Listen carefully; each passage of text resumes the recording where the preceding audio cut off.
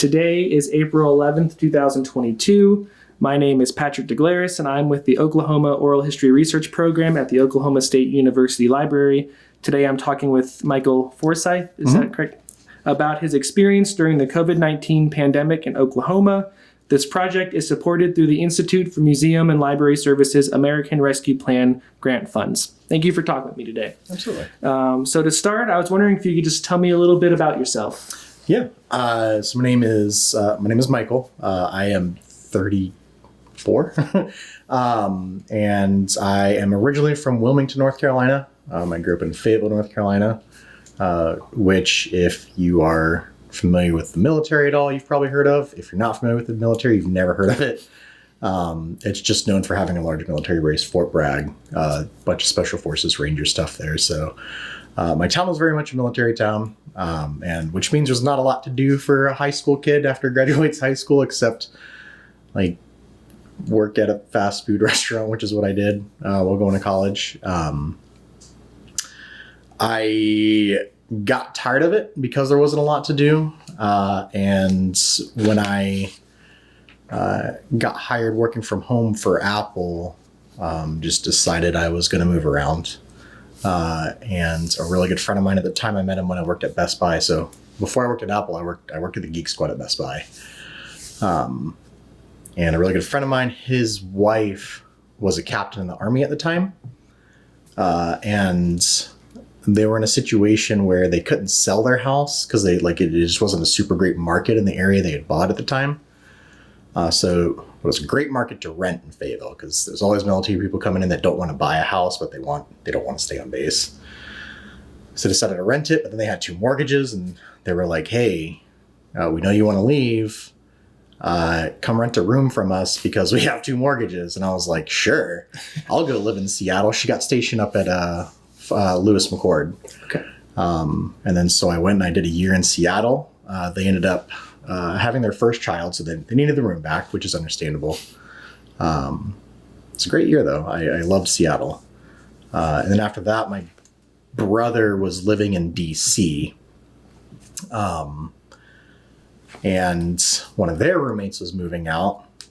And I know that I'm an only child, so when I left for Washington, my mother was like, she was really torn up about it. So I thought it would just be, it was just really convenient. My brother needed a roommate. My mom wanted me back on the East Coast. So I went to DC for 6 months. And then my brother had a midlife crisis, went back to North Carolina. And my best friend, now my daughter's godfather, was about to get deployed and needed someone to watch his dog, so we didn't have to drive out to New York. Offered me really good rent. Moved to Oklahoma, and I only planned on being here for about 2 years, and then I met my wife. And yeah, that's kind of where we are. Okay, great. There's lots of threads there I'm going to try to pull together. So you mentioned you grew up in kind of a military town. Mm-hmm. Were you in a military family? Is that why you were there? Or? Ironically, no. My stepdad, he actually just retired. He was a human resources manager for AutoZone. Okay. And he did that for 20-something years. And he just happened to have an office in a town called Spring Lake, which was like right outside Fayetteville. So we just ended up there. Okay. Yeah. So I was wondering if you could talk a little bit more about just growing up in that area. What was that experience like? You mentioned not a lot to do, but... I mean, so Fayetteville being a military town, and again, this is also from the perspective of like it's really the only military town I've lived in. But knowing a lot of military people, I've been told a lot that it's pretty much the same, like whether you go to like Fort Hood or anywhere else. Lewis McChord was actually really nice, mostly because we didn't live right outside base, and when I lived in Seattle. But yeah, living in a military town is interesting, especially one like Fayetteville, because Fayetteville, Fort Bragg specifically, is home to, like I said earlier, a lot of like special forces groups, your Rangers. Lots of infantry battalions. So basically just what they would call grunts, really. Like just the jobs that a lot of really young gung-ho high schoolers would want to go out and do, which is great. Like, people got to make a living somehow, but it became a very rambunctious town. You get a lot of 17, 18-year-olds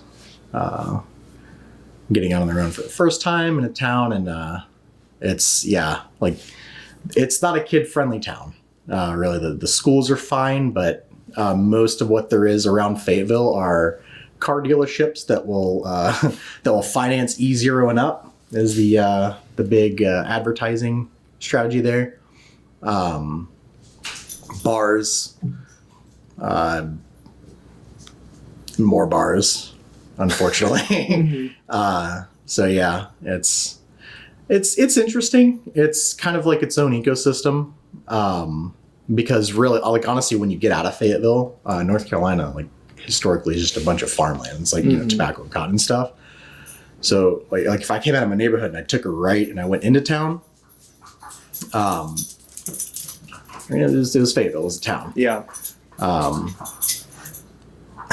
But if I took a left out of my neighborhood, you ended up in like rural farmland. And it's not like a 20-minute trip outside. No, it's like I take a left out of my neighborhood, farm town, take a right. Yeah. And it's just Fayetteville. So it's honestly really interesting. Yeah. So yeah, you were talking about growing up in the Fayetteville area. Yeah. But yeah, it was super interesting.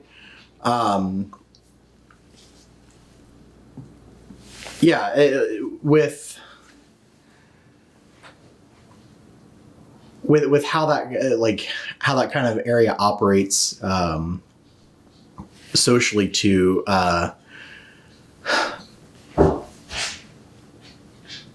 It's kind of hard to explain without knowing the area, because the town I actually grew up in was called Hope Mills, but like even in North Carolina, nobody knows what Hope Mills is. Hope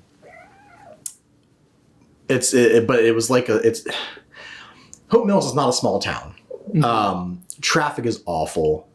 It's cramped. It's hard to get anywhere, but like square footage wise, it's very tiny. But tons of people, and they try to give off like the small hometown feel, but it's not. But you do end up with kind of like groups of people who they create like miniature versions of that small town feel, where like everybody knows everybody, but it's like really like all these little pods of people all over town. And it's usually like, it depends on like what school you go to and stuff like that.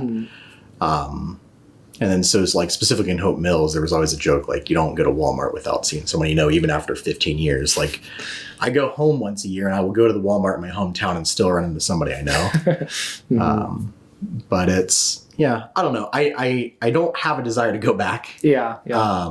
I did not enjoy a lot of my time there. I did well in school and I had like friends and stuff, but I wasn't ever like really bullied in school, but I just, I'll like look back on like my Facebook memories and stuff like that, for example, and just like see some stuff I was doing. I was like, oh man, I could have turned out so much worse. Cause there's a lot of problems with the crime down there too. Again, you have a bunch of 17, 18-year-old adrenaline junkies who are getting out on their own for the first time. And I honestly feel like sometimes it's a roll of the dice how people turn out when they grow up in Fayetteville. Yeah. Do you feel like, was it a Southern experience? Did you feel like you were growing up in the South? Oh, no, not in Fayetteville. Yeah. No, Fayetteville is a pretty urban city. But it's not like big city. The population density is pretty high for a place in North Carolina. Again, just because it's Fort Bragg, there's tons of people there. Yeah. It's honestly kind of unreasonable. But a lot of my other family lived in like what you'd probably consider rural farmland at some point. And you have towns in North Carolina named like Hickory. Or Boone, North Carolina. my grandparents, for example, they lived in, I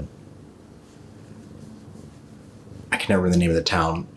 My stepdad, would always drive through, and he'd always talk about going through a town called Charlotte. So I know it was around there somewhere, but it was just some weird name that like I would just never remember. But yeah, so when I was at home, no. But if I went to visit family, yeah, it was very much a Southern experience. The first time I took my wife home to North Carolina, we drove, and on the drive, she made the comment. She's like, I just don't feel like North Carolina's Southern. I was like, what do you mean? She's like, well, it's North Carolina. And I was like, so? It's like, South Dakota's not the South. But she's like, well, when she goes, well, when I think about the Civil War, I just, don't view North Carolina as like being someone that was part of the Confederacy. And I was like, what do you mean? I was like, they grew cotton, and like that, like slavery was a big part of their economy back then. And yeah, no, they were absolutely part of the Confederacy. And she was like, I just don't believe, because she was at the camp that like Oklahoma was more like Southern. And then we got there, and we were dressed. So I-95 is the major interstate on the eastern coast, and in North Carolina, there's a state highway that runs parallel to it for most of the part, called 87. And we were taking 87. We were going to Raleigh, and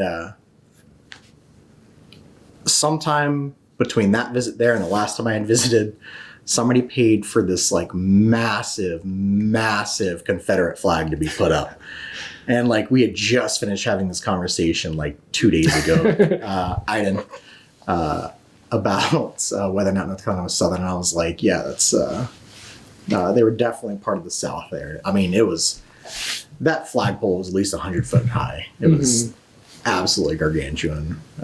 Yeah, so you felt like it was in a more urban environment, but was that, that legacy of like the Civil War and that kind of culture, like Confederate flags, and was that part of kind of like your upbringing, your experience at all, being exposed to that, or was it less prevalent? It was definitely less prevalent for me. So Fayetteville itself actually historically votes Democrat, Cumberland County in general. So there's a lot less like, like conservative views on like the history there and stuff. But you could definitely go outside there and like expose yourself to that if you wanted to. I grew up with a lot of people who were into that kind of thing. Like my school, very much, I grew up with kids that were into that kind of stuff. And,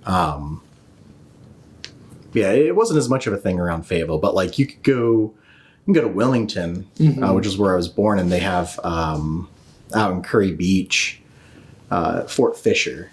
And they would do like all kinds of like reenactments. I went there one time and they fired off blanks out of like an old artillery cannon, like the one with the giant wheels that they would roll out in the Civil War. And it's just a straight up Civil War museum. And they'll have like little placards and stuff that talk about like ships that are still in the bottom of the ocean and stuff. So you can absolutely make a small drive and immerse yourself in that, but like Fayetteville itself, not so much. It's mostly, I don't know. It's a unique experience. So when did you start working for Best Buy? I started with Apple in 2013, so I was Best Buy for about 4 years. So it had to have been 2009. Okay, so you graduate high school. What was kind of your trajectory at that point? You kind of mentioned earlier, just trying to get the timing right. Yeah, I honestly had a really wild time out of high school. Like, not like I was crazy, but like I just kind of went everywhere. My initial plan was to join the Navy. So I mentioned my best friend in high school joined the Navy. We were going to join the Navy together. But when I was in fourth grade, I was diagnosed with ADHD. And you need a waiver for that to get in the military. And I told my recruiter, it's like, hey, I was diagnosed with this in fourth grade. And he told me just not to say anything on the paperwork. So it's like, okay. So every time I went to the recruiting office, like every time you go, you have to fill out this paperwork. So every time I went, I was filling out, no, I don't have ADHD. Well, I graduated at 17 because of my birthday, not because I'm exceptionally smart. And got shipped off to basic. And the only stipulation if you were 17 is as long as you turn 18 in basic, you're good to go. So I'm a 17-year-old kid, get to basic, and when you get there, they don't let you sleep. So you go to bed before they put you on the plane, and then when they put you on the plane, if you don't sleep on the plane, when you get to Illinois, you're up for like 36 hours. And right at the end of that 36 hours, they take all the recruits and they put them in a room and they do what's called a moment of truth. And they basically tell you, like, if you fly at any point, we're going to find out and we're going to throw you in the brig. And as a 17-year-old kid, I'm like, well, brig sounds kind of shitty. And ADHD doesn't seem like that big of a deal. Like, I graduated high school with like a 3.6 GPA. Like, I managed just fine. So I told them and they were like, cool. That's a fraudulent enlistment. You get to go home. And I was like, oh, well, wow. Okay. So they ended up doing what's called an entry-level separation. The good thing there is because I didn't make it through basic, they couldn't discharge me. So at least it wasn't a dishonorable discharge. It's just entry-level separation. The bad thing about that is when they discharge you like that, when they separate you like that, you get what's called an RE code on your discharge on your DD2s. And if it's a fraudulent enlistment, it's an RE4, which basically means I can never serve in the military. So kind of close that door for you. Yeah. And the only way to get that fixed is to have a state congressman do something. I don't exactly remember. My neighbor was a recruiter and he told me about it, but when I tried that, the guy that answered the phone for that particular state senator at the time was like, well, what do you want me to do about it? And I was like, I don't know. I'm 18. Figure it out. So needless to say that never really reopened. And then after that, I went to college at UNCP for the first time. I was initially a criminal justice major. My grandfather was a retired state trooper. My brother was a criminal justice major. I had an uncle who was in a K-9 unit. Another uncle who, as far as I know, is still a homicide detective. So I had a lot of family in law enforcement, and I thought it'd be interesting to do. Mm-hmm. I did horrible. Because again, the schools in Fayetteville, they're fine. They will teach you the material to pass high school, but no one ever really told you that when you go to college and you don't go to class, the professor doesn't really say anything. They just kind of, well, he's not here. So I unfortunately flunked out with like a 1.2. It was really bad. And then from there, I worked at Sonic for a couple years. Actually, most of it I was going to school. And then my brother got me a job at Best Buy. And he got me a job specifically with the Geek Squad. And before that, I had never opened a computer in my life. Wow. Yeah. I was definitely like, I don't know if you ever like had anyone call you for technology related stuff. But I was definitely that person. I was like, I don't know what any of these parts are. I don't know how to fix any of this. And he somehow got me a job in the Geek Squad. And it was actually, it wasn't even fixing stuff. I was doing what was called pre-setups. And Best Buy actually got into a little bit of trouble for this at some point. But what I was hired to do was to come in at like 6 o'clock in the morning.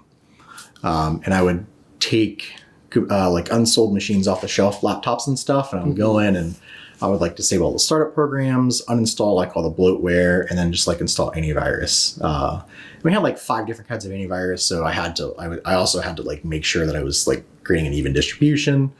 Honestly, it sucked. It was very repetitive because that's all I did for 8 hours a day. And they got into a little bit of trouble for that because what they started telling people was that if they didn't have, like if someone came in and they wanted to buy a computer that wasn't set up like that, because there was a charge for it, it was like $30. But if we didn't have it, they either had to buy one that we had at the setup price or like, sorry. which I guess the government found not cool. Yeah. So we had to stop that.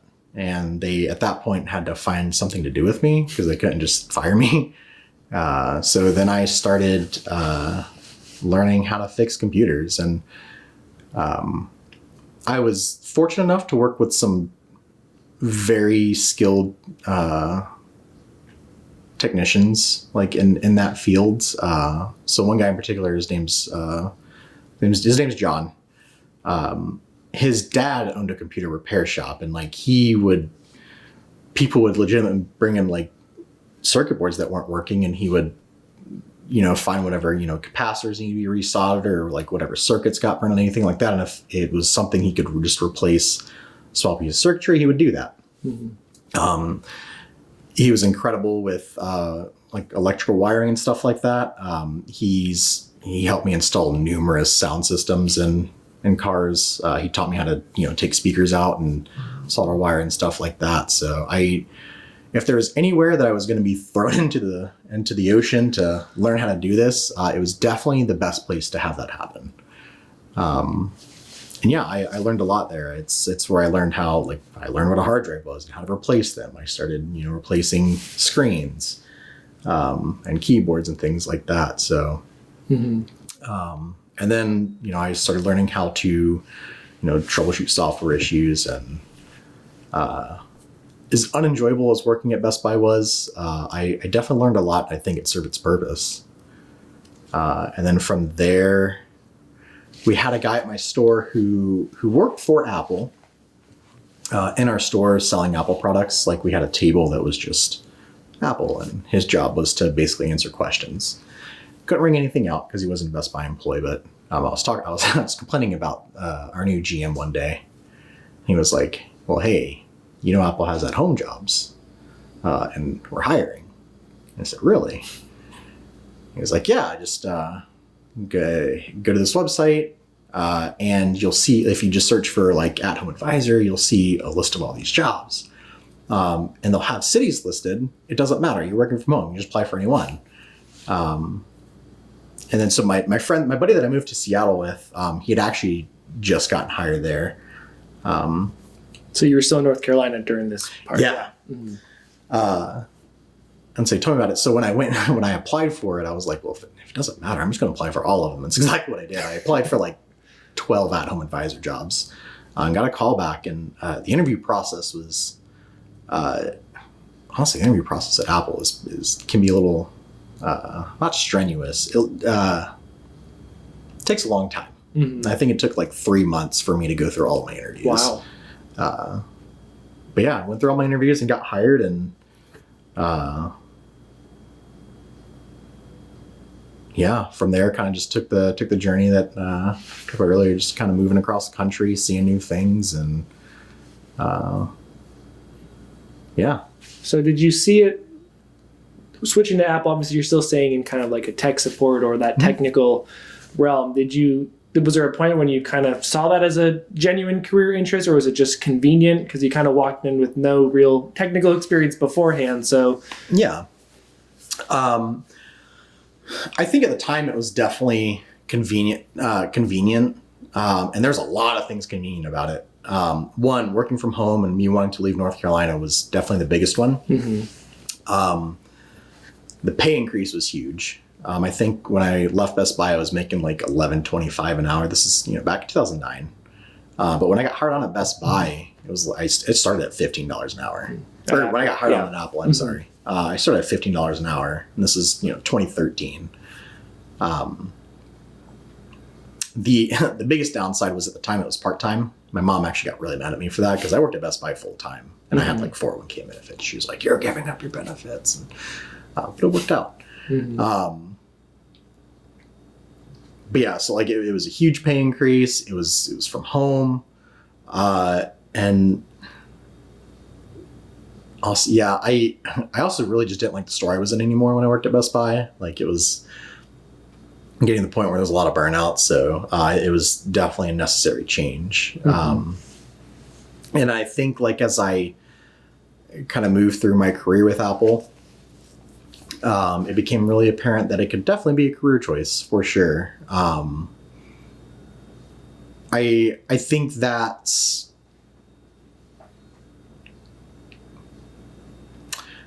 so I'm no longer looking to make it my like long-term forever career. I'm back in school now, but most of that is just because I realized that I've done technology for a long time and I'm good at it, but I don't necessarily enjoy it. Yeah. And I think, well, I know that, if I wanted to, I absolutely could make it a career. I know a lot of people who have made very good livings. I actually just had 2 people leave my store. They got,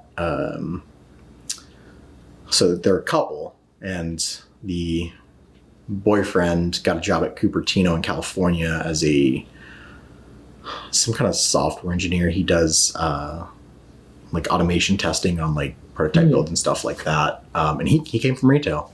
He's just been in our store for a long time. He did troubleshooting, and now he's got an engineering job out in California. Wow.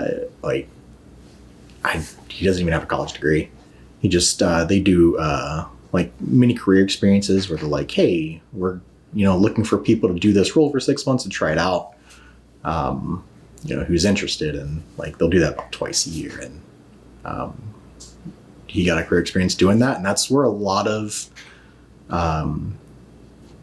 their testers and honestly software engineers come from and stuff like that. This is retail. You'd be surprised how many people come from retail and corporate out there. Yeah.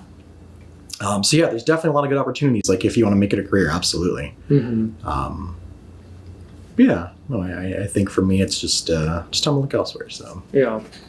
So could you give just kind of an outline, because you've been with Apple, I think, for 9 years now. Can you kind of give a brief outline of the different positions and things you've moved around in? So what did you start as when you got hired on?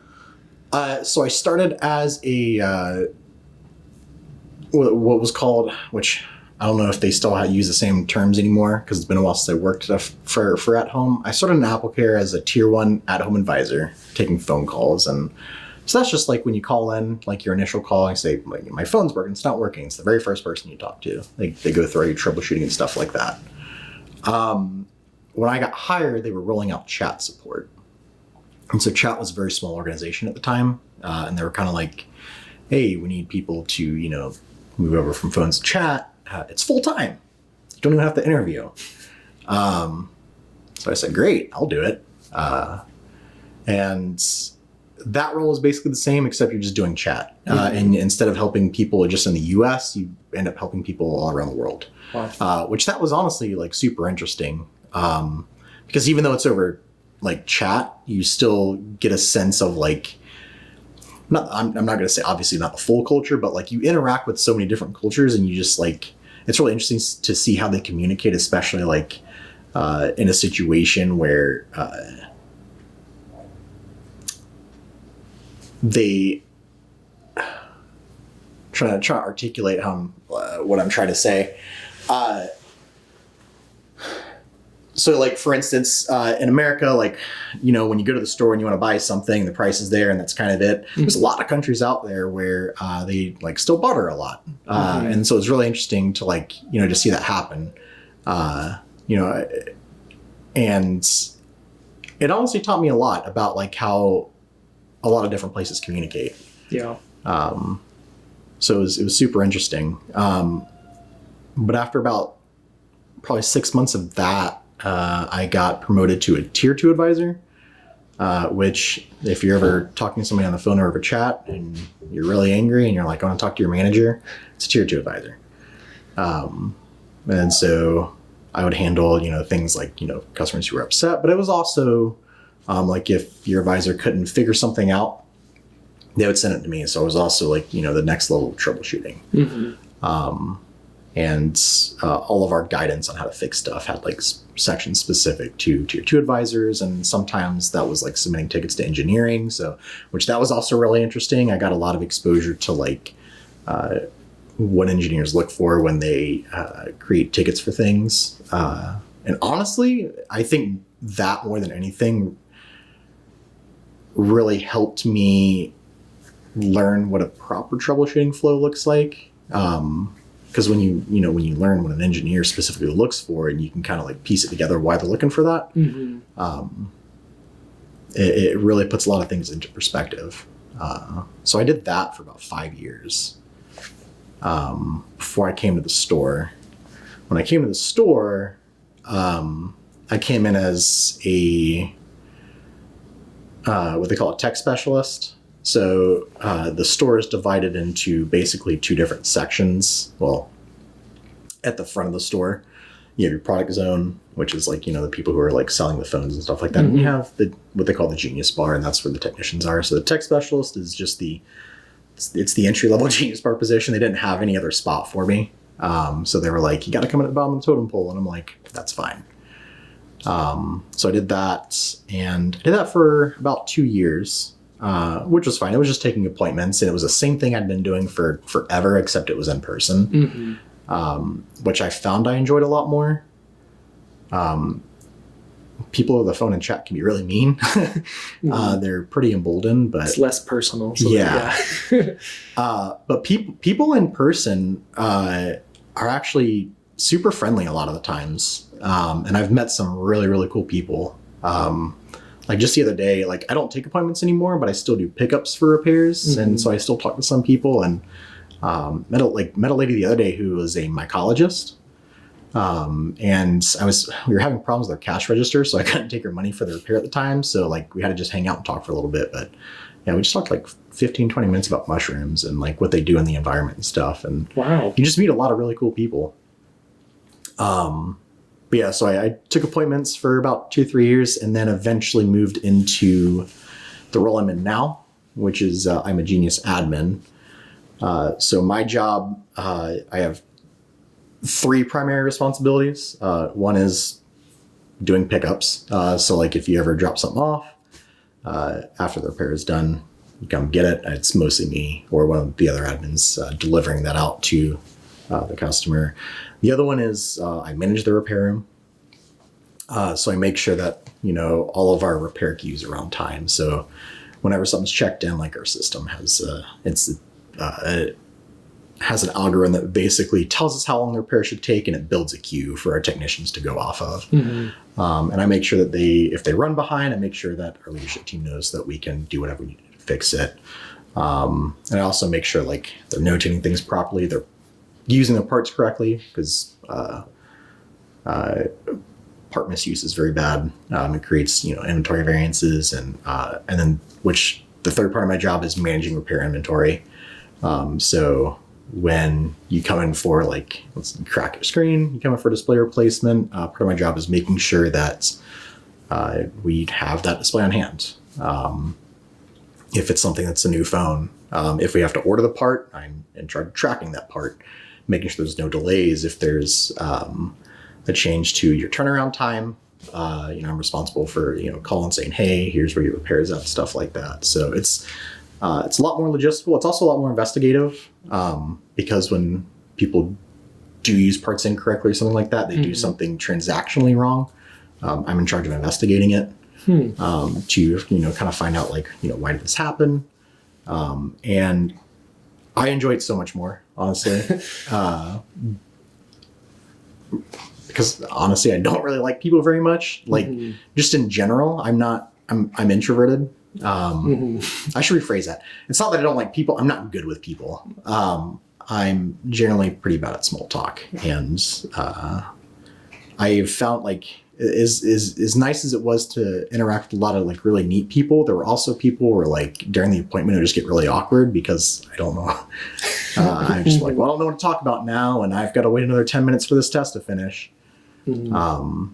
Whereas my role now is 90% dealing with inventory systems, and it's also a very methodical process as far as like how I go about finding stuff. So it's really never any surprises. Yeah. And I enjoy it a lot. So we're getting closer to your Oklahoma experience and talking about the pandemic. But when you said you started in the store, that was when you moved to Oklahoma City, correct? Was that the first store you worked for, or? Well, so I was in Oklahoma City for about, I don't know, maybe I moved here in 2014, 2015. Excuse me. And I did about a year or two here before I moved to the store. Okay. Yeah, because a big part of a big reason I went to the store was because I was living with my best friends, but he was in the Air Force and he would get deployed 6 months, 6, 7, 8, 9 months at a time. And it was just him and I at the house. So he would deploy. And then for those, 6 to 9 months, didn't have any other roommates. I worked from home. I'm introverted. I would go weeks without stepping outside. And it was just really bad. Yeah, that's what I was wondering. So part of your wanting to work in the store to kind of have that in-person experience a little more, right? Yeah. Yeah, I ended up getting pretty depressed and having some issues, and it was actually right before I moved to the store is around when I met my wife. I actually didn't plan on staying in Oklahoma at the time. My plan to fix it was just leave Oklahoma. But I met my now wife and ended up staying. I was like, well, now I got to find something else to do. So that's kind of when I went into the store, and yeah, it was much better for me. Yeah. So I think my last question before we kind of move into the past couple of years, what was your impression of Oklahoma coming here? You grew up in North Carolina, lived in Seattle, Oklahoma. Probably. Did it feel similar? Did it feel different? Or it felt a lot different. Yeah. It was flat. Yeah. And not nearly as many trees. Which is every time we go to North Carolina, my wife talks. There's so many trees. They're so big. But no, I honestly enjoy Oklahoma a lot more than I thought I would. When I first found out I was moving to Oklahoma, I was like, man, I can't wait to spend a year there and leave. But honestly, Oklahoma's been good to me. Is for as much as I had a lot of preconceived biases about it, and even my own personal opinions on how the state handles a lot of things. I've done well here. I've got a family that I can take care of, and yeah, it's been good. I can't complain. Yeah. So I think we can kind of transition now to thinking about 2020. I was wondering, what is your earliest memory of learning about COVID-19? So you're... Man. I think it was probably a couple of months before our store shut down. Like, I remember when it started getting, when it started spreading a lot more, when it started getting in the news and people were like, hey, like, we need to start keeping an eye on this. I think at the time it was like, spreading pretty rapidly through China before it got here, and it was getting really bad. And I remember thinking, I was like, well, this could be, kind of not great.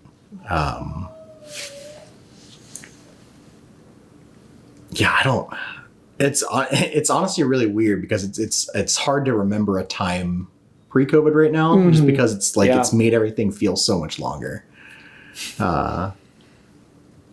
I barely remember the house that my wife and I lived in at the time. Because it all just seemed to kind of mash together. Mm-hmm. Do you have a memory of when you realized the impact the pandemic was going to have, like how it would significantly kind of alter your day-to-day life? Oh yeah, it was when we got the notice our store was shutting down. We initially, when our store leader told us that we were closing the store, it was like, it was, we're closing it for now. It's, it's like, we're not closing permanently. It just until, we can make sure that everyone can come to work and be safe. And I think at the time we had anticipated, like maybe a month or two. But then that didn't happen. We actually tried to reopen once in like a very limited model, to where we had these giant walls, kind of look like bank teller walls with the window and that little speaker, maybe like the movie theater ticket booths. Yeah. And we tried operating like that for a while, where like we just weren't having customers in the store at all, but that didn't last very long. We shut back down after that. We actually closed twice. Yeah, it was definitely when our store closed. I was like, yeah, this is getting pretty bad.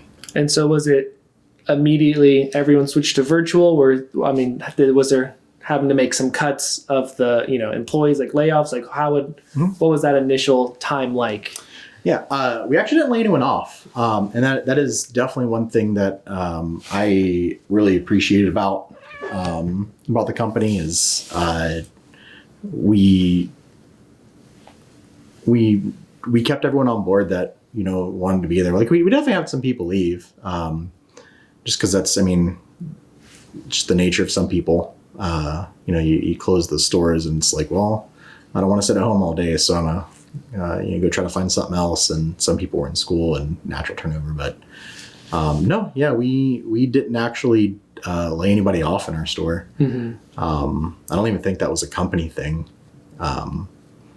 But as far as immediately going virtual, it wasn't immediate. We initially had a handful of people go to the at-home advisor role, but it was a lot more conditional at the time. It was, do you have a quiet place to work and stuff like that. My wife and I had just found out that we were pregnant. Around, so in relation to the pandemic in March when everything kind of shifted, was it? We found out we were pregnant in March. In March, yeah. Okay. So as everything was kind of happening, yeah. It was 2-year anniversary of that was actually like 3 days ago. But yeah, we found out like she was pregnant right before I actually had to start doing at-home work. But yeah, it was like, do you have a quiet place to work and stuff like that? And like, obviously, like, animals and stuff like that. So like, well, we're anticipating them being shut down for a few months. So like, we're not going to send you a machine or anything like that. And, so some of us, some people ended up doing at-home work, like a small amount. And then if we didn't end up doing that, we basically just had regular meetings and trainings. We, just did training content mostly, because they still wanted to keep us busy. It's not like they were going to let us like sit home and not do anything. So we had that still kind of sounds like thinking it was more temporary, like short term, like we'll do this in kind of a holding pattern. Yeah. And then it was actually after we reopened and then reclosed, they were like, all right, this seems like it's gonna be more long term. Like pretty much everybody has to go do at home stuff. And I ended up doing that probably about 5 or 6 months before we had our daughter, which was honestly really nice because Apple has great parental leave. I got like 6 weeks paid time off. Wow. And then after that, they gave me 4 weeks of working part-time with full-time pay. So it was, for like basically, I guess what would equate to 8 weeks of paid time off, essentially. And then right after that, we actually like reopened. So I had my parental leave, came back. I worked for like either 3 weeks at home, and they were like, we're reopening. Do you want to come work in the store? Do you want to keep doing AHA? I said, take me back.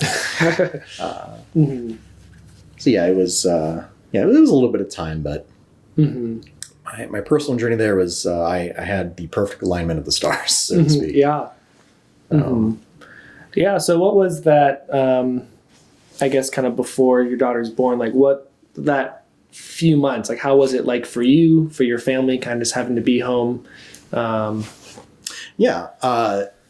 So my wife was actually working for Starbucks at the time, which they didn't end up shutting down. So she was still working full time, like even when she was pregnant and stuff. But the nice thing about working from home around that time, and like, my wife being pregnant at that time, was it did allow me to focus more on like, preparing to become a dad. And I think it was really nice to focus on something else, other than, oh, I got to get up for work tomorrow and do another at-home shift.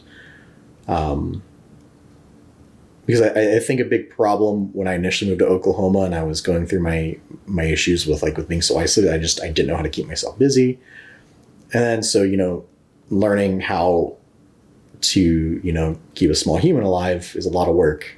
And it was just, I guess distracting would be the best word.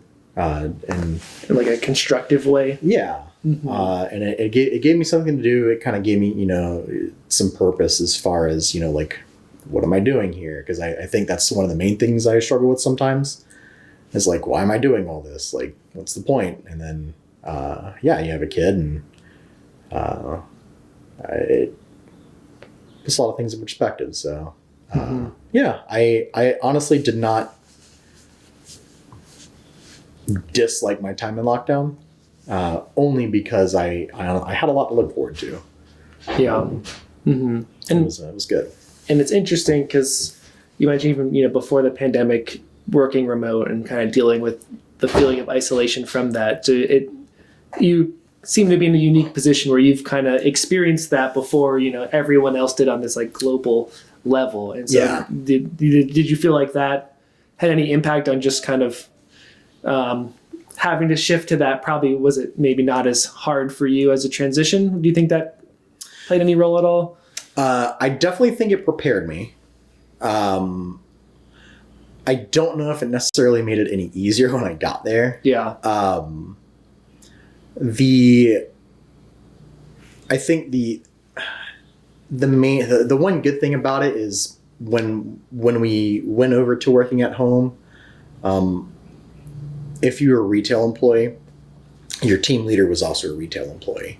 So you weren't getting put on teams of people who ran at-home teams for years. So the nice thing was that everybody in your team kind of had the same perspective about where everyone was coming from. So I'm a very straightforward person, and I tell this to all my managers, when I get a new direct manager, is I'm very straightforward. I'm 34. I don't have time to beat around the bush on things. So I was very blunt with my manager. I said, hey, I did this for 5 years, and I do not associate good things with it, and I really struggled a lot. So I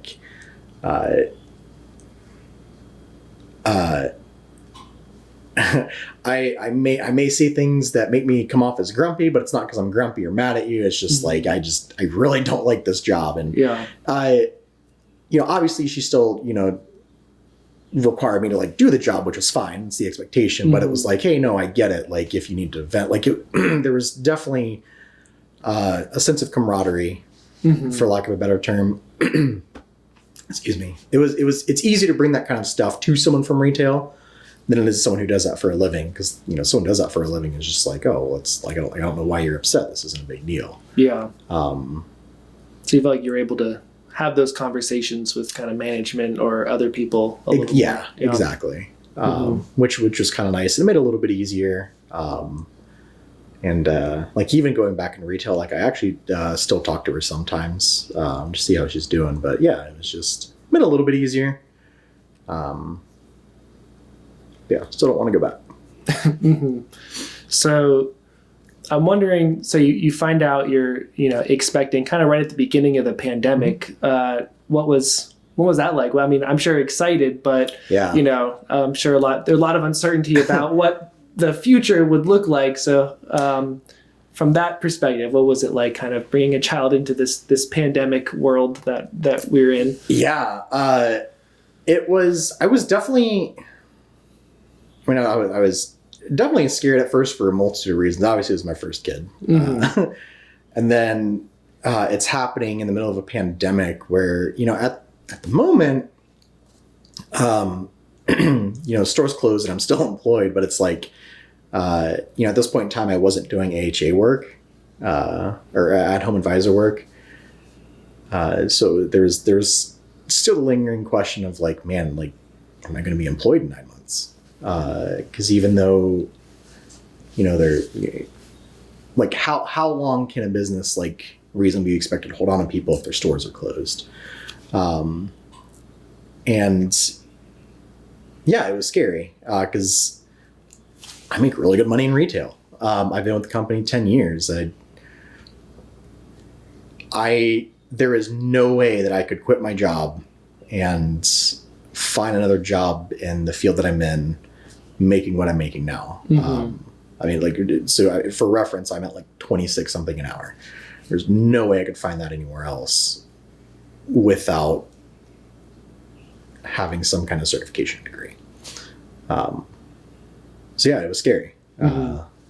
But I think even though the thought that was possible, that the possibility could happen was there, I think that I trusted the company enough to not really do that. And fortunately it didn't. We're back open full time in store now. And so I think that there is definitely some comfort there in knowing that I was likely okay. But then everything else was just like, well, okay, how do I dad? Because my honestly, my personal reflection of myself is kind of just a big kid. I'm into board games, video games. I read a lot of fantasy. I pretty much see myself as a big child. So I'm like, well, how am I going to raise a small child? And so it was a lot of learning there too. And a lot of worried about like whether I'm going to, not necessarily make like a productive, human to society, but more, am I going to raise somebody who, I think the thing that's important to me is like,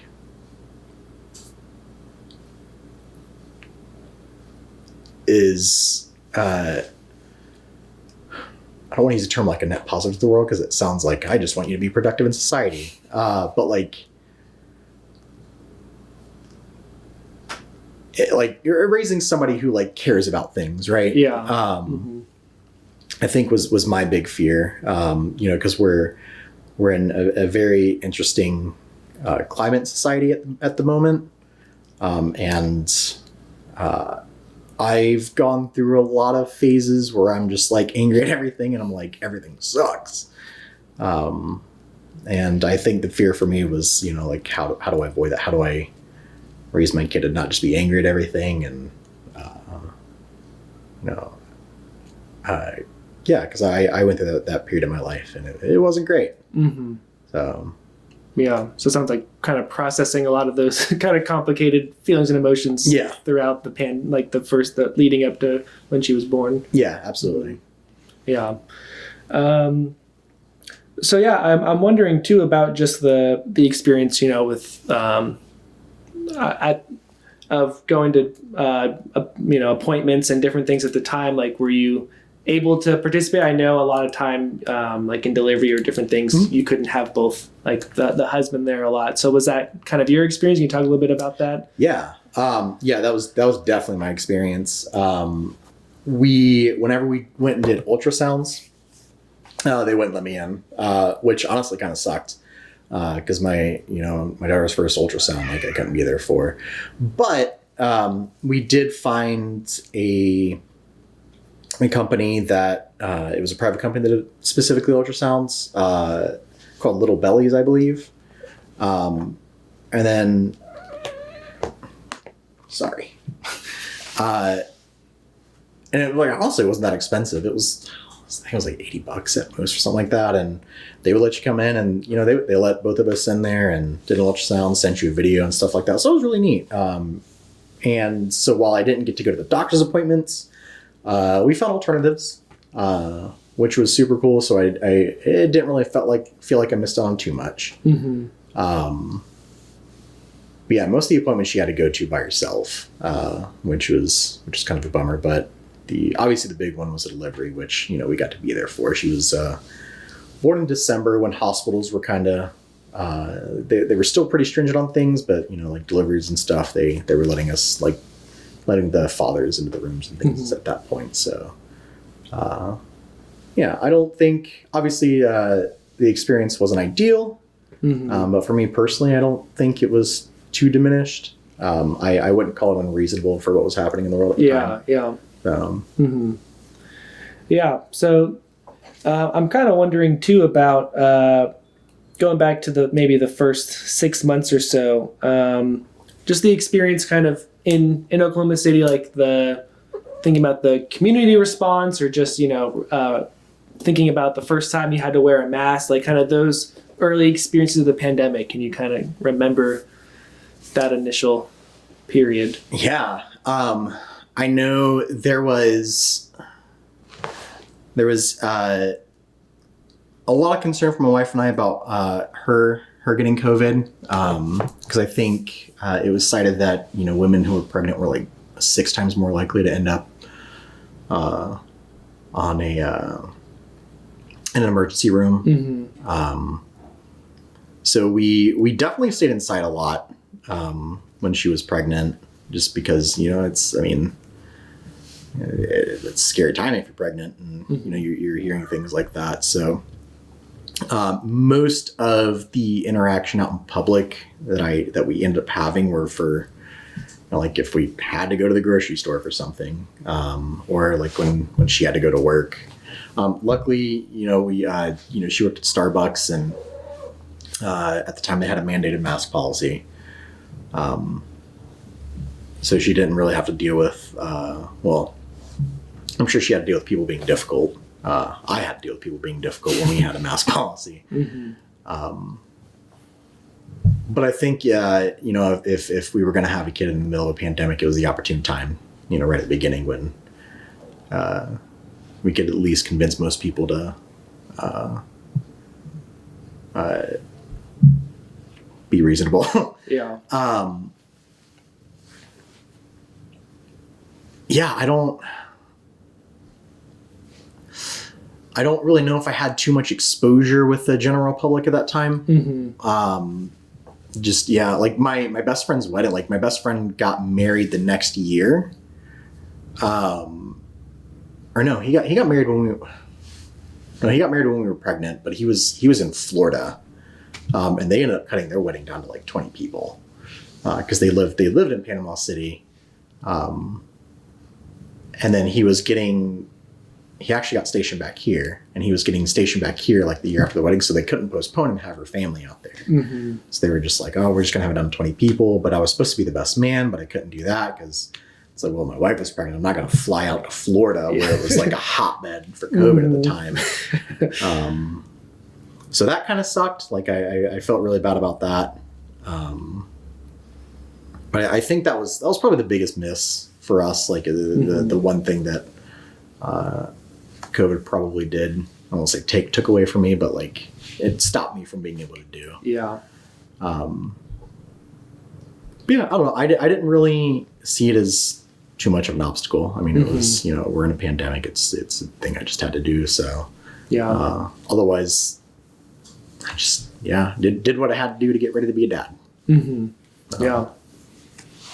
Yeah. Do you have I was curious what the general response in your community was like, and that community can be broad. It could be friends, family, just kind of like the city. Was it, because I know obviously it got pretty divisive, I think, the longer it went on, but thinking about like initial responses maybe. Yes, I think the two perspectives I have would be, my job, and then kind of Oklahoma City. And I think that Oklahoma City itself as a city, as a city that's in Oklahoma, I feel like they probably did what they could with what they had. Obviously, like I said, it got a little divisive, and it can be hard to handle something like that in a state like Oklahoma, because it's so divisive. But as far as my job, I definitely think we did everything we could to protect our employees at the beginning, for sure. I mean, even when they wanted to reopen, like we were working on opposite sides, like so those bank teller windows. Yeah. We required masks, and like we didn't. You know, I know that like when a lot of stores started reopening, they would be like, "Oh, we require masks," but if you walk in without a mask, like nobody would really say anything. We hired a security team. Oh wow. That if you didn't want to put a mask on, like they just wouldn't let you in the store. So yeah, like we actually required people to wear masks all the time. So that was almost, it sounds like a line of defense, because I know some places where it was just college kids, you know, in the front had to kind of be the people to enforce that, which is a hard position to be in. So you had a security team handle that. Yep, it was. I don't know the name of the security team honestly, but and they weren't like they weren't like bouncer type security teams carrying like armed or anything like that. I mean, it was just like a security team like a venue may hire for a concert or something. Yeah. And like they were trained to deal with, you know, confrontation like that, and they did a really good job. Like, and even like we would sometimes get people that would, you know, put it on, come in the store and try to take it off, and our management team would always go around and just say, hey, like if you're going to be in the store, you need to have your mask on and stuff like that. And yeah, I honestly, all things considered, when I look at how things were run when I went into like Walmart, for example, where it said we require masks and like nobody cared. I think Apple as a company did really well, especially in making sure that people that wanted to come in and shop with us complied, because it would have been really easy to just slap that sign on the front door and call it a day.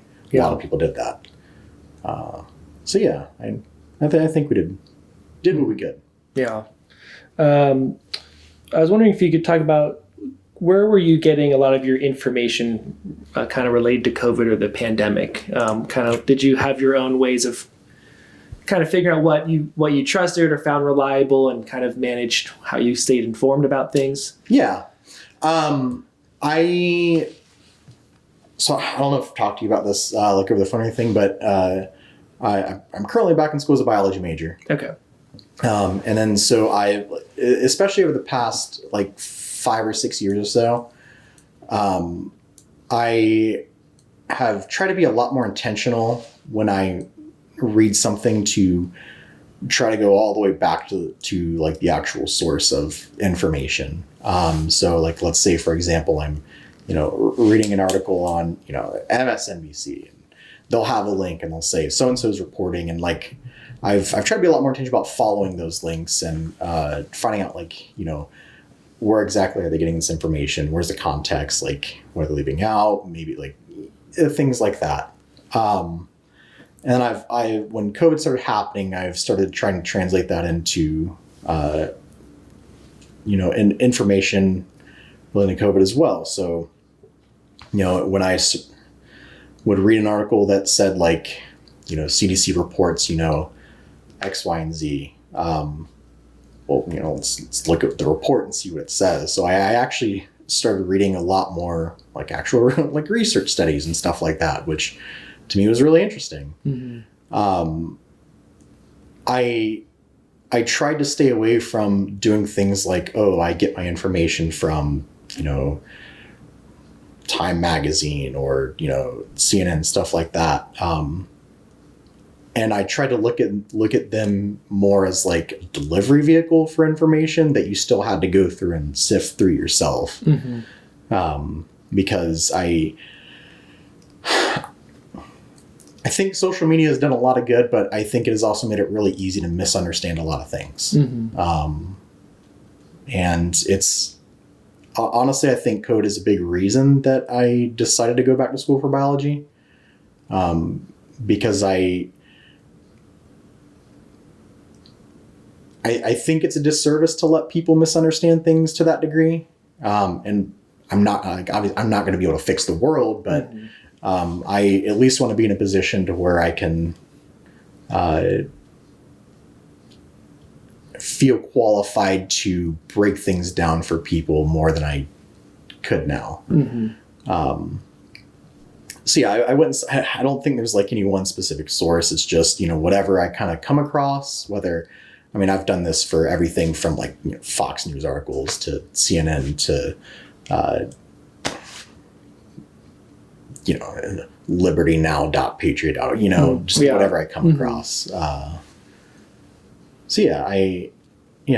I don't know if that answers the question. No, it sounds like, and so was that, you think, intentionally a response to because of how maybe politicized or divisive it got that you took that extra step, or was it something you already, was it kind of separate, like something you already kind of were doing, or kind of practiced that kind of looking at source information?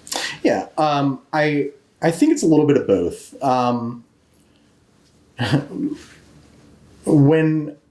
As I was growing up in North Carolina, both my parents, my mom and my stepdad, they were registered Republicans, and I grew up in a pretty conservative household. My stepdad, he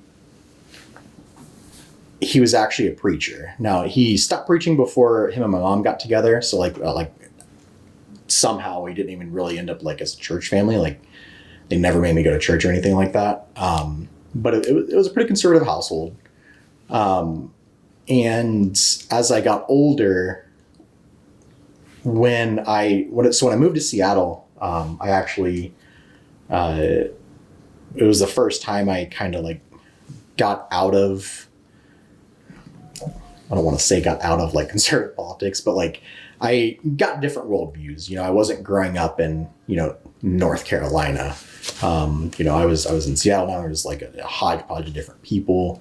And I think that's really where I started to learn about perspective, and started getting a shift in, my fundamental beliefs and stuff like that. And then, fast forward, a decade or so, I was definitely at some point, even on both sides of the political spectrum, when I identified more conservative and identified more liberal, I definitely fell in that trap that a lot of people nowadays do, where it's just like really easy to skim over something and like throw it online and call it a day. And I think at some point it was probably my second attempt at college when I went back for a networking degree, where I was actually having to look deeper into things, where I kind of realized like maybe I shouldn't do this just for school. Like what if I just started doing this for everything?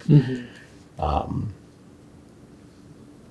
so it was definitely something I had been kind of a skill I'd been nurturing for a while. But when COVID happened, I think it really kind of just underscored how bad it was. And I think the main transition there was going from me doing it for myself to me trying to encourage other people to also do that, which is kind of at that point where I, took the jump into going back to school. So yeah, I think a pretty good mixture of both. Yeah. And when did you start going back to school? Last August. Okay. So about a year and a half into the pin. Okay. We might come back to that. But, yeah.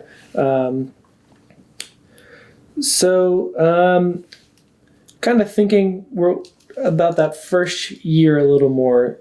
So you reopened in the fall and also had your daughter around that time. So what was going on then? I'm thinking about, now having a new child and being in person again. Like in some sense, you said you liked how they handled having security there and different things. But I'm assuming now, like having a small child in the pandemic, was that a new phase of just like stress and concern, or how you negotiated kind of social interactions as things opened up more? Like what was that phase like now with like child now? Yeah. So honestly, excuse me. I know that one of the things we talked about before our daughter was born was, obviously like how susceptible, newborns are to like sickness and stuff like that. So honestly, I think even without COVID, we probably would have behaved in a lot of the same way. Like my mother came in from North Carolina to visit, and my father, my stepfather, they like a lot of my family came in. And, for example, like my mom and my dad, they're smokers. And then so like my wife and I, we had to talk, like even unrelated to COVID, like, and like her dad as well. And he lives like right over there. Like we had talks, if, they go outside and have a smoke, like if they want to hold the baby, here's a list of things they have to do to, like change your shirt, wash your hands, things like that. So honestly, I think even without COVID, I don't know how much would have necessarily changed with how we handled our daughter. Because I think, and it's very possible we fell into the trap of like maybe being overly protective. I don't know. I would absolutely do it the same way again. So I'll probably never find out, but, yeah, I don't know if, as far as like, having a daughter, how much that would have changed things. It's hard to say. Yeah. But it sounds generally, were you limiting your, for example, in-person social interactions, or at least like inside places? Like, were you trying to be more outside if you were kind of doing social things, or, strategizing grocery store pickups and things, or? Yeah. So we definitely use a lot of like Walmart pickups, and stuff like that. And then as far as, like outside interactions, we really didn't take her anywhere outside of the house for probably, she's 15 months now. So probably the first 8 or 9 months. Mm-hmm. And then when we had people over, it was pretty basic, like, which, we're fortunate enough to have friends and family that were like, really supportive of those decisions without giving us a hard time. Mm-hmm. But yeah, it would just be things like, hey, come over, when you do, just wear a mask, and just don't come over if you're feeling sick. Mm-hmm. Yeah, it was, I don't think anything in that realm was too worrisome for us. Mm-hmm. And I guess this is kind of a broad thinking along those lines. If thinking back the past 2 years, how have you evaluated risk over time? And I know there's like maybe during pregnancy, after childbirth, but over the past 2 years, all things considered, is that something? How you've perceived risk? So like, yeah. And I know it's a very open question, so whatever kind of comes to mind. No, it's okay. So I'll be honest. I don't know if my assessment of risk is the best. I've always been let's find out what happens kind of person. Mm-hmm. I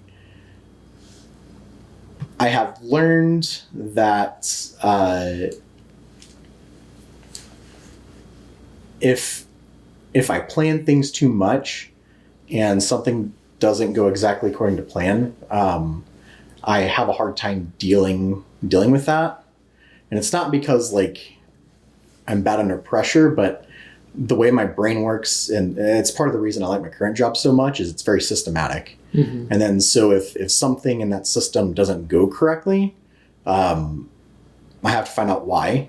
And it can be frustrating because I'm like, well, like this should just work. Like why does like this just doesn't make sense? And so I found that if I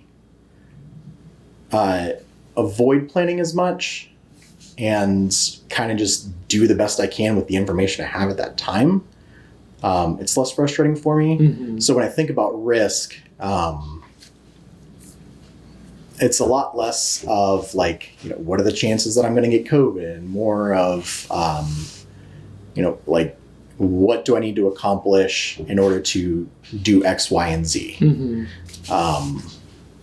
And it's a very blanket, do I feel safe doing this? Yes or no? And if I do, then I go do it. And I don't really put too much thought into kind of what would come next, whether that be for better or worse. Because to me, it's going to happen or it's not. You have two options, and it's you'll have to deal with it either way. Yeah. It's kind of where I fall. I don't know if I really assess risk in the traditional sense outside of do I find this reasonable? Yeah. So we kind of were talking about work, and I wanted to ask about any impact of like supply chain issues, or kind of was there any other impact of the pandemic on that, or if the relief funding was an aspect? I'm not sure if Apple had any of the kind of relief funding during that time. If that had any impact on you, it may not have, but so we definitely had logistical problems getting. It was like very specific parts to, like, there were some things we were getting just fine, like most of our core products like phones, but like replacement AirPod parts, those were taking forever. Like honestly, even today, part of my job is like monitoring, like, so if you ever come in and you have to have something serviced, sometimes our system will just tell us we have to send this to depot, and there's like nothing we can do to override that. It just has to go out. And it's like random screening is essentially what it is.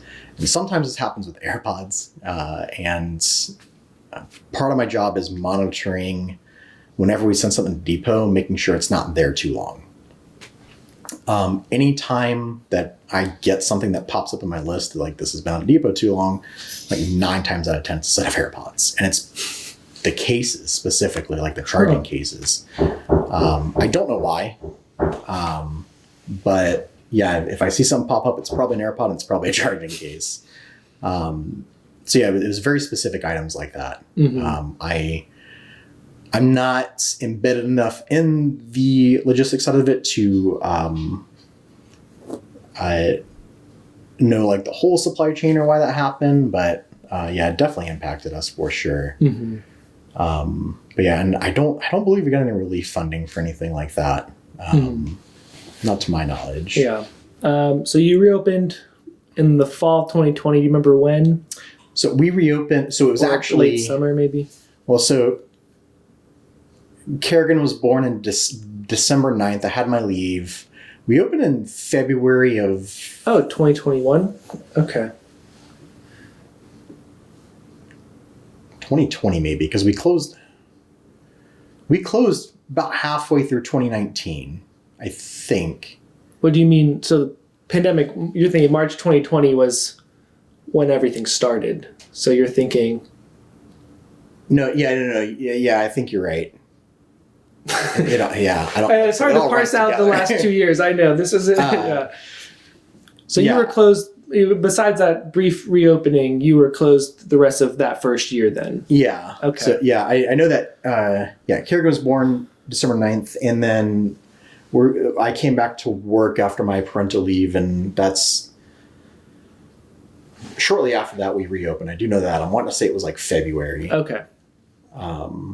It would have been 2021. Yeah, that makes sense. Okay. Because she was born in 2020, yeah. So was it, so kind of this past year then, was it, you opened in February and it was kind of back to operations as normal, or were there other shifts between, over this past year in terms of like opening back to like the full scale? Yeah. No, we didn't reopen fully for quite a while. When we first reopened, it was a very limited capacity. We didn't even bring everybody back. So at the time, I was on a team of like 5 admins in my store, and they brought back 2 of us, which that was rough. But we probably did that for about 4 months or so before we opened. So when we first reopened, it was that same storefront thing where like nobody was coming in. Our technicians, it was basically like, what's the issue you're having? Okay, we'll check in. We'll call you 24 hours with the diagnosis. Like, it wasn't even like we were sitting down with people. And there were no sales. Going on. Yeah. If you wanted to buy something, it was pretty much like, buy it online, come to the store for the pickup. So everything was very like, we're open, but like we need to do this quickly because everybody needs nobody's been in our store for a year to get their stuff fixed, and some people waited that entire year. So it was a little hectic, but shortly after that is when we reopened to we opened our doors, but we would only allow something like 30 people in the store at a time or something like that. And it was kind of gradual from there. And then as numbers finally started waning a bit in Oklahoma City, and this is also just for our store specifically. I know that the strategy for how that happened changed depending on like how COVID was doing and stuff like that in the area. So it's pretty responsive on like a local level then, Yeah. not just a corporate wide policy. Yep, absolutely. Like even when we fully reopened, there were still stores that were shut down. So yeah, it was a pretty gradual reopening. And then like at this point we're pretty much, we're fully open. We don't have a mask mandate at all anymore in store. We have like testing policies for the employees, but that's pretty much it. Yeah. Has that kind of waned too now, or? No, they're still like if we're not testing regularly like we should be, like managers will come here like, hey, like we need your because there's a questionnaire we have to fill and stuff like that. And they're still very much keeping an eye on that for sure. So is there a sense that you still feel like they're pretty proactive in managing things, kind of, are you feeling like safe and comfortable now? I mean, I guess you're not as front end, right? But but at least on an employee level too, it sounds like, with testing and whatnot. Yeah, no, my wife and I, we're both fully vaccinated and stuff. So like on a personal level, like I don't feel too worried about, anything too horrible happening. And yeah, like we even as we reopened, the message is always like, hey, like if you don't feel comfortable being closer than 6 feet, that's perfectly fine. It was a very clear message of like, do what's comfortable for you. Yeah. It's never been like, we're reopened now, so like you have to get really close. So I think we've done a really good job about, like obviously it's a business, like they're there to make money, but it's also, I think they've been good about being flexible with allowing us to be empowered to make, decisions on that scale for ourselves, which has been nice. So yeah. And also like I know a lot of people that most people that I work with have been vaccinated, and I definitely feel relatively safe. I feel a lot more safe at work than I do at like Texas Roadhouse. Yeah. And can you recall, did Delta or Omicron kind of change, like as numbers picked up or things changed? Did enforcement kind of pick up again, or has it been? Yeah, I think with Delta specifically, we did away with mask mandates once, and then when Delta started hitting us really hard, we actually brought back mask mandates and the limiting the amount of people in store for a couple months. So yeah, as there's definitely been a response as numbers have like risen and fallen. So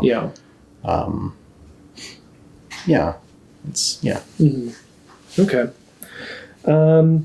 So, there's things that are very mundane and kind of ubiquitous experiences now, like COVID tests and masks. But in thinking about this, thinking for an audience 20, 50 years down the road, I wanted to ask, have you ever gotten a COVID test, and how is that experience? What's that experience like for you? Is there So like I said earlier, we do have testing policies. If I'm not mistaken, it was a federal mandate. Like if I'm not mistaken, I don't remember off the top of my head, but I think it was like if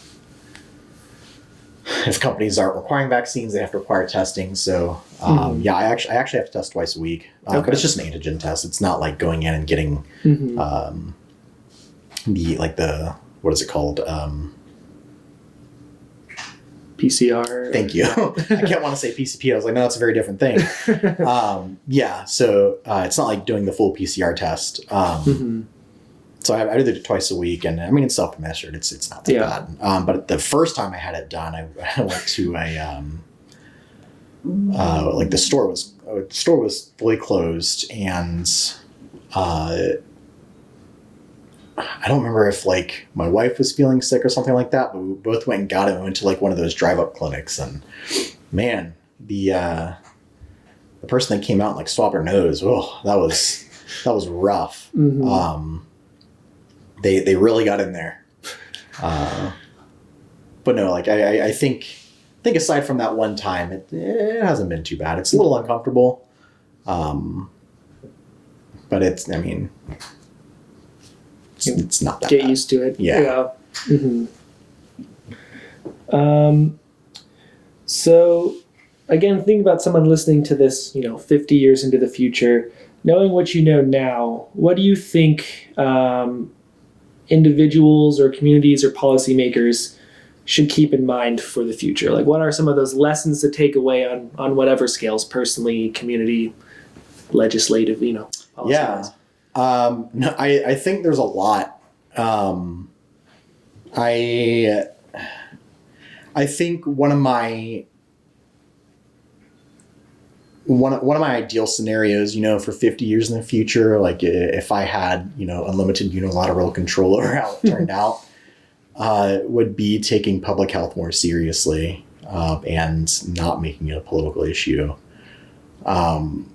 The unfortunate thing about all this is that people did die as a result of decisions that were made. And I think a lot of a really big reason that we maybe didn't care about that is because we viewed it as numbers, right? Like, whenever we talk about like mortality rate and stuff like that of disease, we say, oh, it's like, a 2% mortality rate. And to someone who doesn't have like a background in science or anything like that, or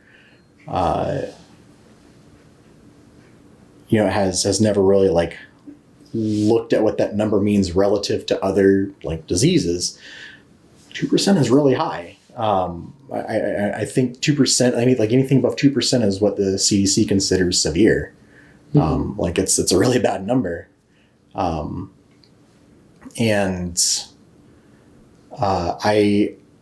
I hope that, 50 years in the future, if we come across something like this, it'll, instead of taking, data and statistics and stuff like that at face value, where it's just like, oh, you have this number, we take it as, we have this number, what does this look like relative to other numbers? And,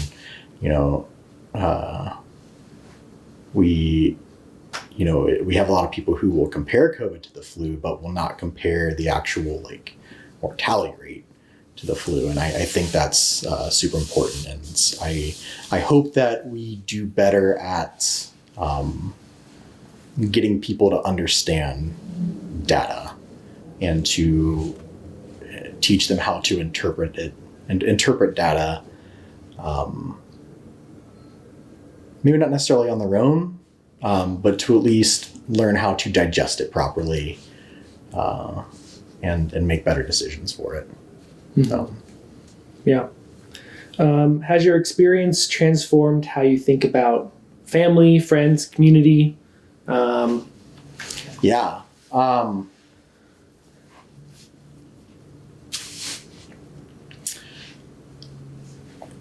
Growing up, so my mother had me when she was 16. She was a very young mother, and my mom's side of the family, we weren't super close. So we were close until I was about 8 or so. When my mom met my stepdad, we moved to Michigan, and I was too young to really understand it, but from what I know, my mother kind of had a falling out with a lot of her side of the family. So my grandmother passed away in 2017. And before she passed away, her and my mother hadn't talked in like 10 years. And then, so that's kind of the environment I grew up in. As I was growing up, I didn't really have a strong sense of like family. I like even me and my mom and my stepdad, like we never really, took vacations. My stepdad was your, he, I love him to death, but he was kind of your stereotypical, older white male. It was like, you go do work, and that's what you have to do. You go get a job and you work 40 hours a week, and you come home and you clean your house and you eat dinner and go to bed. Mm-hmm. And he worked hard. He did really good for himself. He was an HR manager for AutoZone for, 20 something years and just retired, just very well for himself. And it worked for him.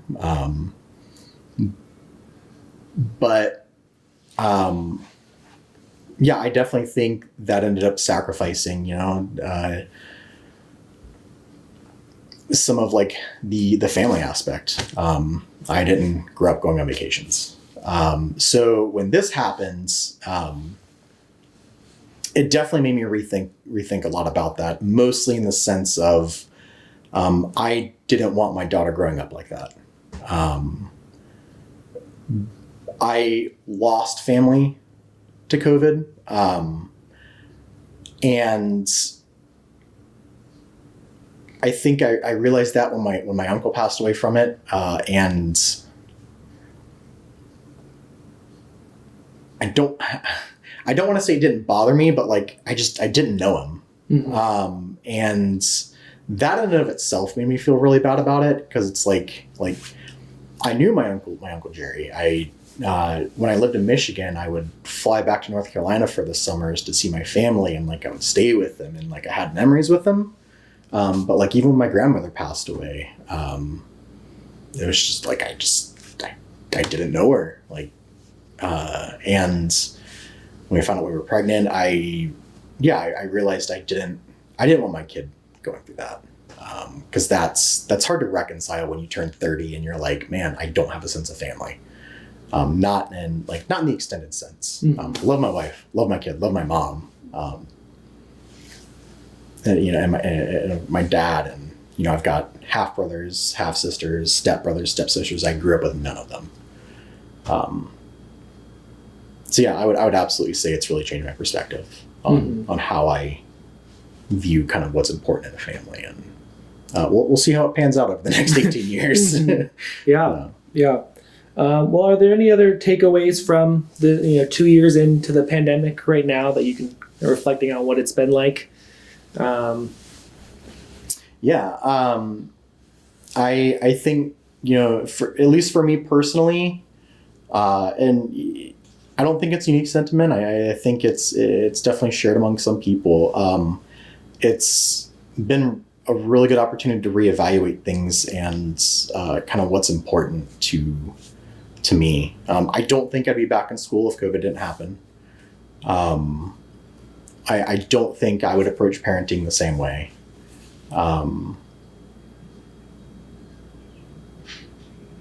I honestly, I don't even think my wife would be where my wife has gone from, working at Starbucks. She works in a law firm now.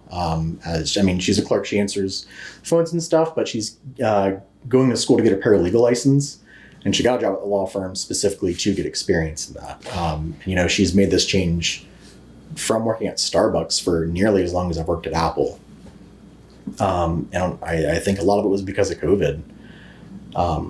So I think as hard as it has been in general, I think whenever there's something of this magnitude that affects everyone on such a global scale, I think it's a great opportunity to reassess what's important, because everyone's going to be doing it.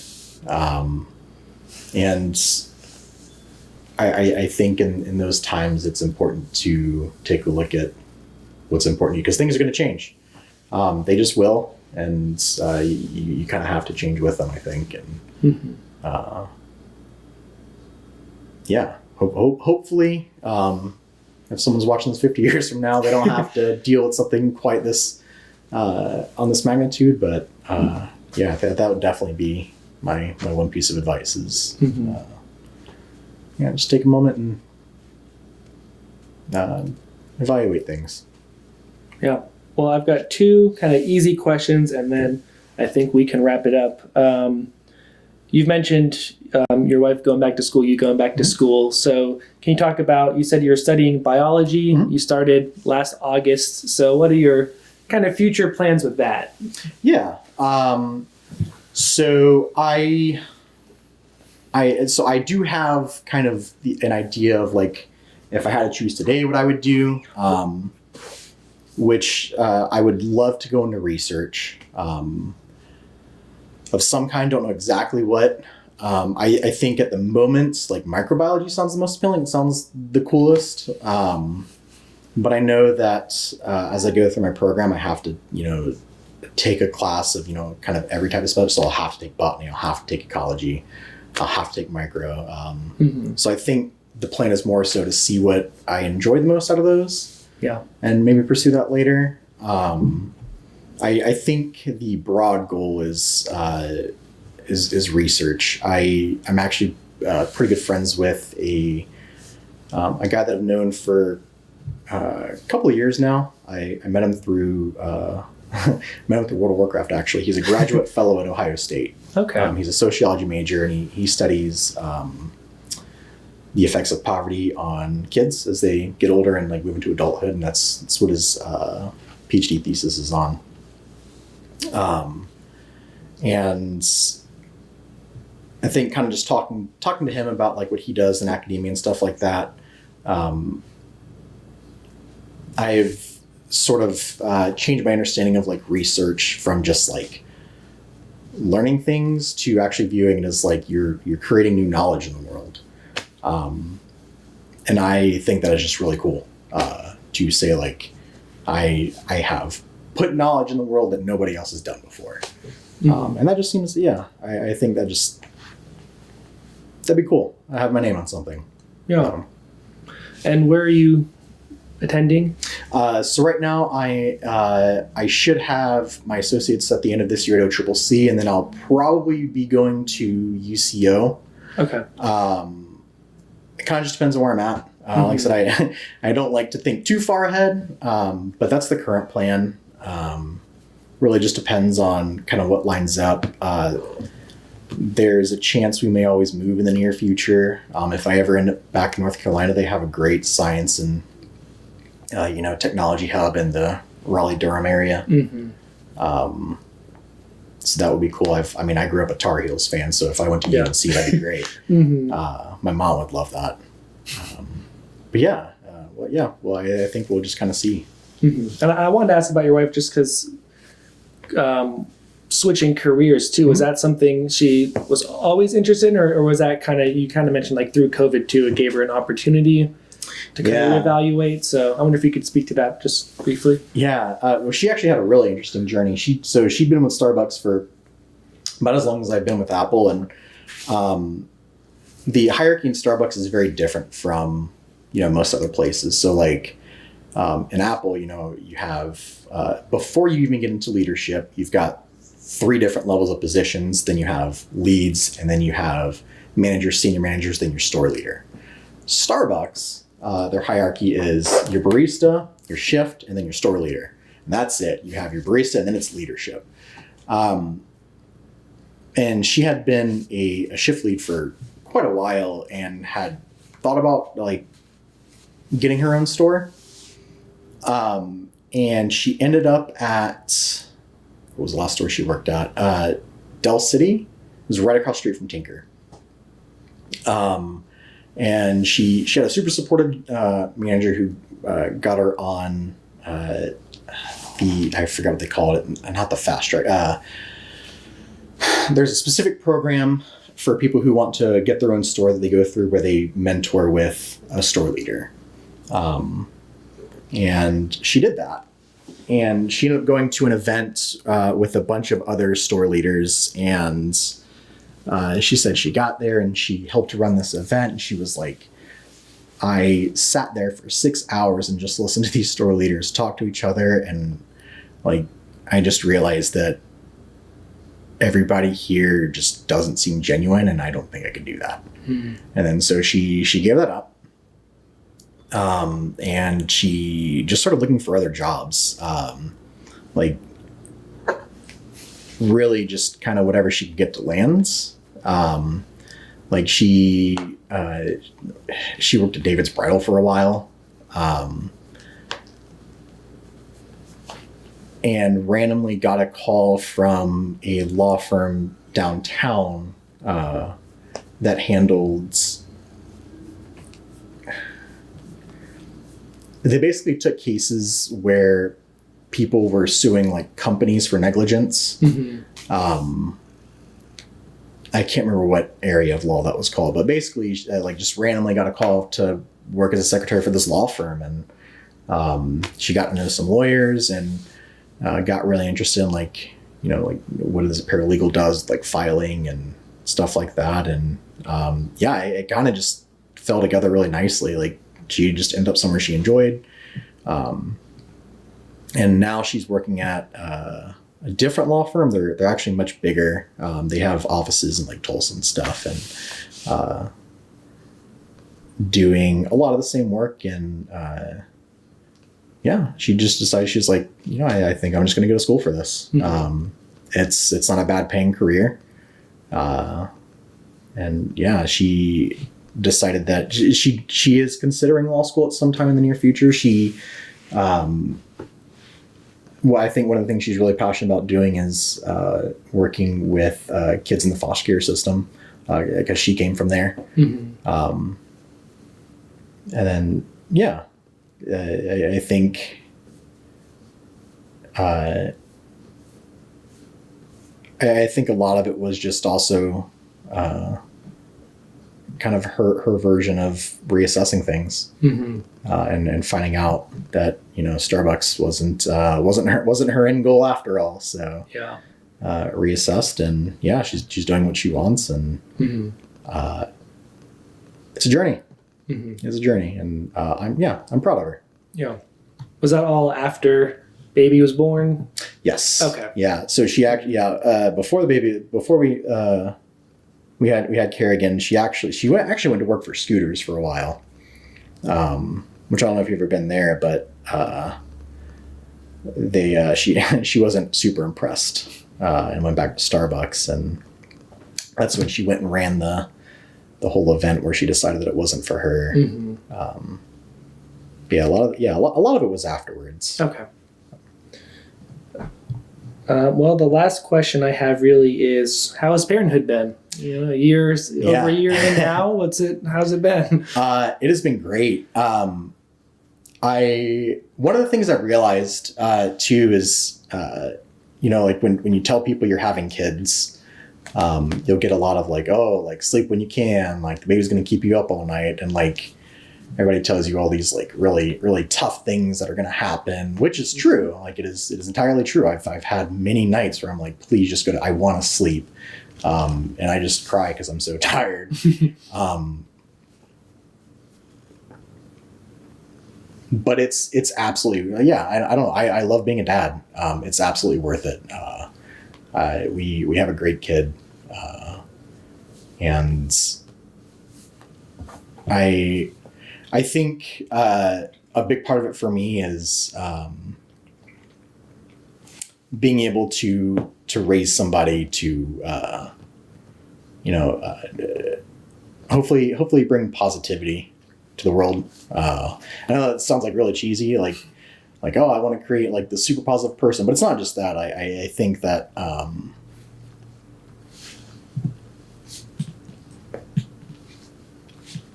it is hard to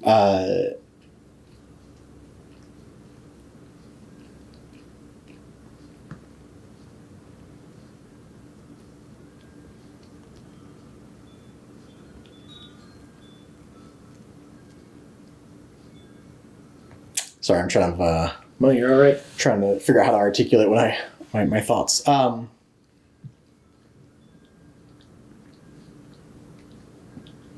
It is not always easy to especially in today where everything is incredibly divisive, to find, like, I don't want to say purpose, but like, I guess to find something worth doing almost. Like it's very difficult because it feels like everything you do, there's a lot of resistance. But I think for me, raising a daughter, I think it's a good opportunity to raise somebody who may be able to take a society that our generation can't fix, and teach her the shortcomings of it, and make it better in the future. As many opinions as I have, I don't think a lot of things that are wrong today will be fixed, by the time it's relevant for like my generation. So like for me, I think my kid is the best contribution I can make, and that just includes raising a kind human, and also she's great. She's happy. She honestly slept pretty well. She was not a hard baby. And also just like seeing her grow and learn new things. I think that's the coolest part, is just seeing like, and I think people lose that a lot, like raising kids, was like just stopping and watching them learn to do stuff, is really fascinating. Like watching her learn how to climb. She climbs in her toy box now, and just like watching her put things together. She's got like this, it might be over here. No, it's probably in our room, but she's got this toy that's like this dinosaur, and it comes like with these little food discs. And you can either set it to like a number mode or a food mode. And then so if you have a number mode, it'll be like, feed me 3 pieces of food. And if you have a food mode, it'll be like, give me the grapes. Or it'll say like the green grapes or whatever. So it's, for numbers and food colors and stuff. But it's got switches on there that she couldn't flip. But she noticed that Dad could flip them. And then so when she wanted to change modes, she would bring me the toy. And when I took it from her to hold it, because sometimes she'll bring me stuff to hold for her to play with. When she realized that Dad could flip the switch, she would grab my finger and like start flipping the switches. Like she couldn't understand that like I could do it because I was just, I had more force in my fingers, but like she knew that if Dad's finger was used. So like just stuff like that is fascinating. And I enjoy that a lot. It's really cool to watch. Yeah. It sounds like what you were saying initially too, is almost like a hope you have, like it's like an outlet for hope in the way you're kind of able to parent a child during the time. You don't have a lot of outlets maybe for that with how things are right now, but it sounds like that's like a way to have a positive, hopeful outlook. Yeah, absolutely. I think for me, even if I never get like, I don't want to say like my ideal society, because it sounds like, some like wild utopia I've envisioned, but like, even if I don't live long enough to see what I think is like, a fair and just society, I think that, I can contribute to it in other ways. And, for me, I think that's just raising a good kid. Yeah. Well, Michael, I think that's all the questions I have. Is there anything else you wanted to mention or something we haven't talked about that you'd want to include? No, I don't think so. All right. Well, thank you so much for talking with me today. Absolutely. Thank you. Thank you for making the time.